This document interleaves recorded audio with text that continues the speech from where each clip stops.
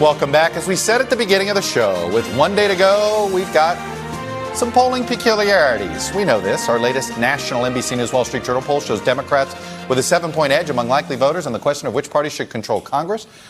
And it means that Republicans have actually gained some ground in the past 2 weeks. Voter enthusiasm, which was a big edge for the Democrats, is basically tied between the two parties. Bottom line, it is through the roof. And the president's approval rating is holding steady at 46%, perhaps buoyed because people feel good about the booming economy, which is an issue that more voters now trust Republicans to handle.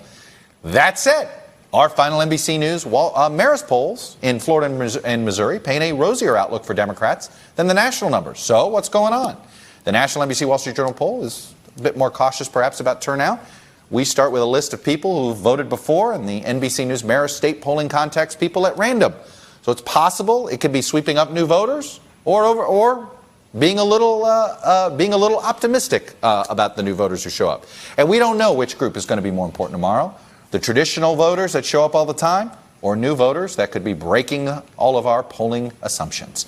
There's no perfect way to do this, especially in an environment as unprecedented as this one, which is why we have the luxury. I'm happy to be at a place where I have the luxury of doing it all. So to help me make sense of all of this, I'm joined by our bipartisan polling team behind the NBC News Wall Street Journal poll, Democratic pollster Fred Yang and Republican pollster Bill McIntyre. So Fred, I'm going to start with you because my guess is your own clients have come to the both of you and they'd say, what should I believe? The national dynamics or what I think I'm seeing in the state? Fred, you first. Well, how about I give you the classic pollster answer, Chuck, which is both. I mean, you should believe the national dynamic, which, despite the president's job rating, does show if the playing field is tilted toward Democrats. The 59% of voters who want a change in direction from Donald Trump, more Americans wanting to send a signal of opposition to Donald Trump than support. So that's the national context. But as you know, Chuck, and you've said many times, these are 435 individual House races, 33 individual Senate races, governor's races. So I think believe the national numbers in terms of the broad dynamics. Yeah. But really, this is really going to be a state-by-state, CD-by-CD election. Bill, how do you answer the question that says, okay, we're having a record-breaking turnout? I mean, beyond numbers that I don't think, put it this way, I'm actually going to get rid of the A word tomorrow night, which is apathy, because there isn't going to be any. Maybe in Wyoming, all right? Maybe that's the one state that doesn't have a hot race. How do new voters make it into our likely voter model? Easily. We interview every registered voter in the country, Chuck. And our likely voter model not only looks at previous vote history, it gives people a chance to be in the likely vote model if, in fact, they have an unusual level of interest. So there's no difference. We are looking at every voter in the country, and likely voters can be a combination of previous vote history and very unique levels of interest. And so there's no one we're missing in the NBC Wall Street Journal survey. All right, let's dig into our poll here a little bit and do something that which is looking at the president's job rating and the generic ballot among the 100 seats that we've decided are in the battleground. The president's job rating in these lean or toss-up seats from the Cook Report is 49-49, right down the middle. And the generic ballot has Democrats +3. Now, Fred, these are all mostly Republican-held districts. So a 49-49 job rating, does that give you confidence that Democrats are going to pick up a bunch of these, or does that make you nervous? Look, I think if these are the classic toss-up seats, and as you said, Chuck, more of them are Republican than Democrat, I think having the president's job rating a tick below 50, but more importantly, having the Democrats with a 3-point edge, that says, hey, look, in what could be a lot of close elections, those numbers would tell me that I think the wind is at the back of Democrats heading into tomorrow. Bill, you have stamped this in my head so many times now that I am a believer. You have said you want to know presidential job approval more than pretty much any other number, whether you're looking at a state, a congressional district. Explain why you think that number is always so important to understanding a midterm. Well, because about 94% of the people who approve of the president vote with him and say they vote Republican. 94% of the people who oppose him vote against him. And so for Republicans to have any serious shot in this election, We have Trump at 46% in our poll.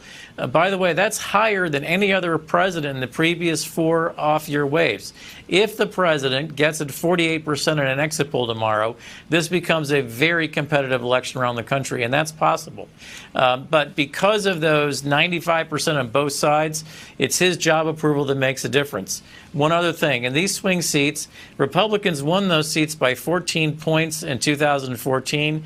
They only won them by 3 points 2 years ago. Hillary Clinton won a lot of those seats. So if we're margin of error, it's not some unique, I've never seen this before. Republicans only carried those seats by 3 points 2 years ago in aggregate around those seats. What's the biggest warning sign in our poll to the Democrats, Fred, in your opinion? And then I want to ask you sort of the mirror image question, Bill, on the other side. Okay. Fred, you first.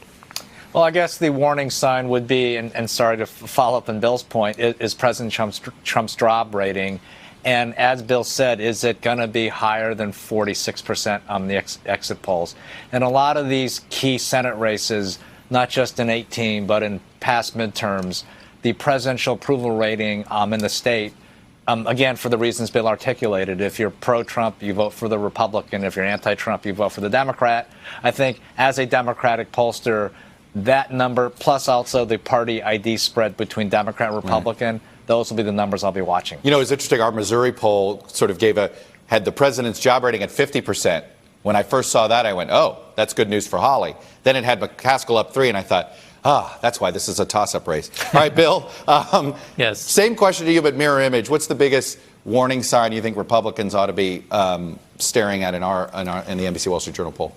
It's all geography, and the Democrats have to worry about the Senate. We're running in too many open seats as Republicans and too many seats that Hillary Clinton carried. And that Northern Virginia sort of outburst of turnout in these seats is very difficult. And you were exactly correct. People don't get it. A wave is not some massive margin. Yes. It's because white college-educated women vote in large numbers. They're voting very Democrat, and all of a sudden you start losing races by a point, 2 points. And they're incredibly narrow, but they tip to one party, and you end up losing a chunk of seats. That's the nightmare scenario for Republicans. You know, there's been so much early voting that, you know, part of us aren't sure, okay, how much vote got banked in the Kavanaugh hangover, if you will, for the country, and then how much was banked during the violence week and all of this stuff. But it's interesting to me, Missouri and New Hampshire, they don't have much early voting. Are they the best places to go to find out how things moved late, Fred? Exactly for those reasons. You know, we've had these discussions before. In 2016, the late voting states like Pennsylvania, they broke late toward Trump. Told you a lot about what happened late. No, I think you hit the nail on the head. I think New Hampshire and Missouri, they do it the old-fashioned way. Most people vote on Election Day. Yeah, that will tell you what happened the last weekend. Bill? West Virginia. West Virginia is an interesting state to me. Trump carried it by massive margins. Yep. I'm not sure the Republicans are going to win, but they also vote. They're an incredibly Trump state, and how close that Republican get is another way of measuring what's the poll of the president in these incredible Trump territory states. All right. Bill McIntyre, Fred Yang. Thank you. You guys got to hurry up. Get up here. See you soon. The boiler room is waiting for you. Thank you, gentlemen. Okay. Hello, YouTubers. If you're watching this, it means you've checked out our channel, so thank you. Now do me a favor. Subscribe by clicking on that button down there. Click on any of the videos to watch the latest interviews and highlights from MTP Daily and MSNBC. You can get more Meet the Press content every morning in the First Read newsletter. If you're tired of content that you don't know anything about where it came from, you don't have to have that problem with us. NBC News, MSNBC, MTP, and the Meet the Press mindset right here for you on YouTube. Subscribe now.